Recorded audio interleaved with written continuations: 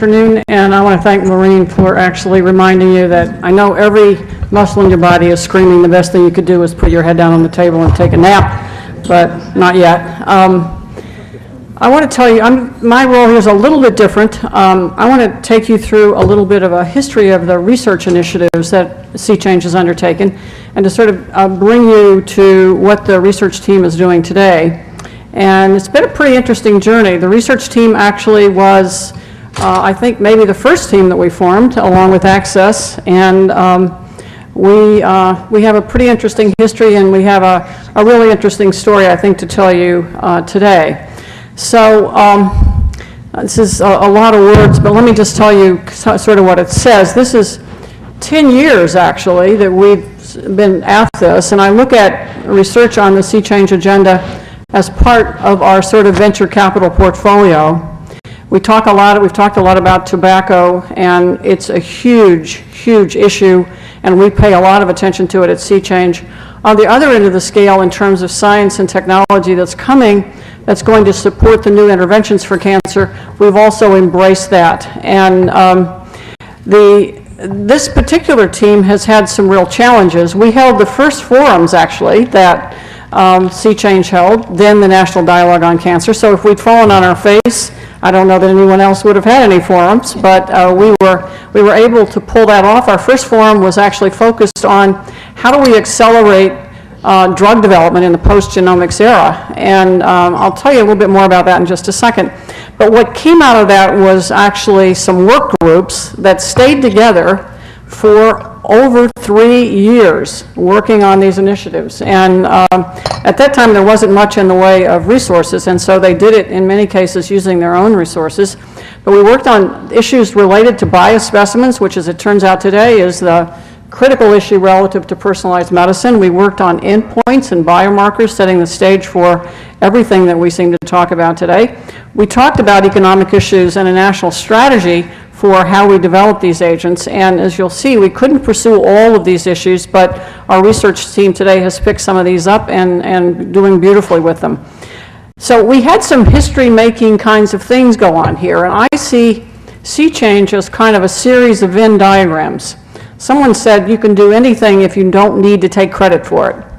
And it's very interesting. SeaChange is a very interesting organization. If you do that sort of 7 degrees of Kevin Bacon, that game, if you tie some of the things that have gone on that SeaChange initiated with what's changed on the national scene, you would be stunned. And I'll just show you a couple of those. But basically, what one of our initiatives has done, I believe, is change the entire face of what will become contemporary medicine in the future. We also published some history-making publications, and we identified chemoprevention as something that would really have value if, in fact, the science was far enough along to really embrace it. And as you'll hear from Ron, they've done a fabulous job on taking that forward. And then the other thing that I think SeaChange should take a lot of credit for is often we have been a catalyst. And for those of you that are chemists in the audience, you know, catalysts are those agents that actually make things happen but don't get destroyed during the process. But we are really pretty good at identifying major barriers amongst these 3 sectors and basically creating roadmaps to solve problems. And maybe the best I've ever seen in terms of actually doing that. We have products now, and as you heard today from Maureen and others, SeaChange now has a series of really viable products that we have created that are our own. And here are 2 that the research team did.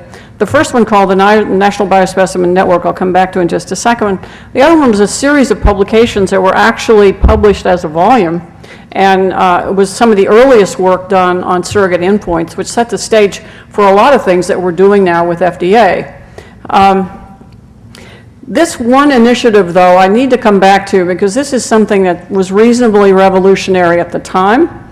It got a certain amount of pushback from nearly every sector, but it was the issue identified as by all 3 sectors in our forums as if we could solve this problem, we could really accelerate work that's going on in personalized medicine and take us in this direction. So these folks, over 150 of them, worked together for over 3 years for SeaChange, actually, And the NCI, when Andy von Eschenbach came to the NCI, joined NCI with this initiative. And in 2004, we published the National Biospecimen Network, a document that still stands today, I think, as the single best example of what has to be done in this field. This actually started a really serious dialogue, not just at the NCI, but internationally, on what it's going to take for personalized medicine. And now, as a consequence, you have numerous biobanks that have evolved in all kinds of countries. You have numerous plans that have been developed and standards, including NCI standards in this area. And I think we would not be doing projects today like the Cancer Genome Atlas, which totally depends on the quality of the biospecimen had we not done this work. So it's a whole new field that we're supporting too at the NCI now, again, as a consequence of what we did here. This was the first, in my opinion, foundational step on the road to personalized medicine. It would never have occurred without this organization, without these three sectors coming together and identifying this issue. And as I say, it stands almost singly today. I wanted to just, I could give you pages of people who are involved in these various initiatives. I didn't, but I should mention a couple here of people who just have been extraordinary. Hal Moses served as my co-chair during many years from Vanderbilt. The two co-chairs that really put that initiative together with many of us for the National Biospecimen Network, I list on here Jeff Trent and Paula Kim, and then just numbers and numbers and numbers of people on here who helped us to change so many things, including Gary Keloff, who actually pulled that publication together on biomarkers and set the stage for a lot of things of what we're doing with FDA today.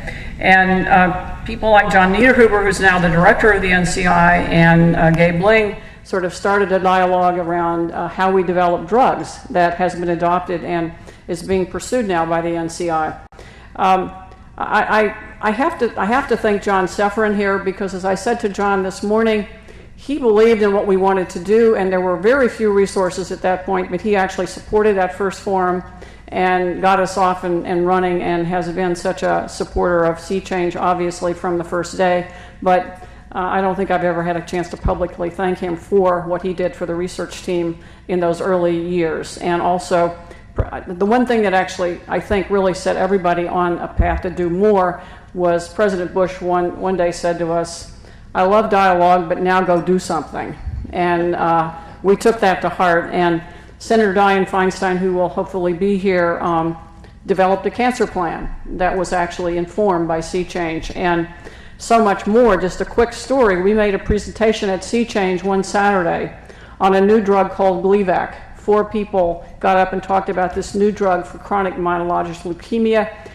I had no more than gotten back to my office when I had a call from Senator Feinstein saying, "How do I get this reimbursed?" And she was on the phone with CMS and single-handedly managed to get reimbursement for this drug. So that's, again, the kind of Venn diagrams that you see going on here that you don't really appreciate, things that Sea Change has done. I want to turn things over now to Ron Herbermann, who actually was kind enough to take over the research team and has done an astounding job. One of the areas we identified in the early going of our forums was, if we could, in the future, and if you just have to dream with me a little bit, this is no longer going to be a dream in the very short term, I'm fairly certain. If everybody's genome was sequenced and you knew basically where your issues were, either genetically or otherwise, then there is a platform now to think about creating rational kinds of approaches for chemo prevention. There are lots of barriers in that road, and we identified those, and Ron and his group have taken that up. So I want to introduce Ron at this point and let him tell you what we're doing in this area and some of the exciting things that they've accomplished. Right, thank you, Anna. Before I get to the chemo prevention research initiative, I might also point out that with an intersection between the research team and the clinical trials team, addressing the barriers of getting more people to have access to clinical trials and to participate in clinical treatment trials has also been a major initiative that Sea Change has been and continues to make a significant impact on. The clinical trials team, which I was quite actively involved in, which was led by Bob Comas and Jerry Keneally, had some very important early workshops on identifying the barriers to people going on to clinical trials, with the problem that nationally there's only 3 to 5% of cancer patients who go on to a clinical trial. And this was clearly identified as one of the major barriers to rapid progress in identifying new drugs like Gleevec and many others. Based on this workshop and other activities, they're led to some publications, particularly an idea that Paula Kim had come up with of developing a blue book to help institutions that were doing clinical trials to know how to cost out the clinical trials and to get reimbursement for the real costs associated with this reimbursed. This past summer, there was a workshop under the auspices of the National Cancer Forum and the Institute of Medicine that revisited many of the issues about the barriers to participation in clinical trials. And there was a series of recommendations from that two-day workshop. And this will be a new initiative that the research and clinical trials team will be working on in the months to come, to take some of the recommendations, which I think would fit very well with the composition of Sea Change, to take some actions that would follow those recommendations. Now, to turn to chemoprevention research, when Sea Change identified cancer prevention as its top priority for the foreseeable future, the research team quickly identified the development of new novel chemopreventative agents for people at increased risk for cancer to be really a key thing that has been underrepresented up until now. It's perhaps not known to most of you, but there essentially has not been any significant support for developing new novel chemopreventive agents, either through the National Cancer Institute or through the pharmaceutical or biotech industry, because of a series of barriers or disincentives for doing this. Because of that, in mid-2006, we held a summit conference to convene a very dynamic, wide-ranging group of participants, many from Sea Change and then many others, to discuss the barriers, but not just talk and wring our hands about it, but to decide what action steps should be taken. From a fairly long list of recommendations that were made at that time, it got boiled down to 3 main initiatives. One, to make the business case for developing new novel cancer chemopreventive or immunopreventive agents.